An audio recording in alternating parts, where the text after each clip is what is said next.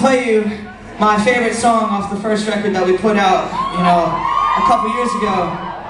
But there's a story that revolves around it because, growing up as a redhead, some of you might know, it's very difficult to try to get the ladies.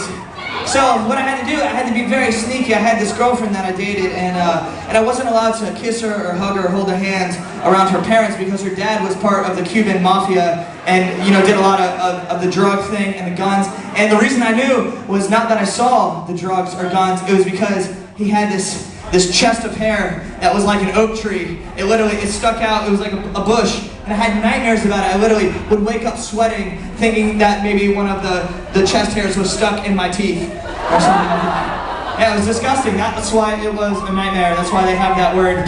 And so what I would have to do is every night that I wanted to see her, I would have to wait for her parents to go to sleep. And I would sneak out my house, and I would sneak over to her house in the middle of the night. This is me sneaking. I want to be very visual so you guys know what I'm talking about. Hold on, it was a really long walk. And I would get to her house and I would knock on her window and I'd wake her up and I would sneak her outside and we would go down to the beach where we both lived and I would hook up with her all night long until,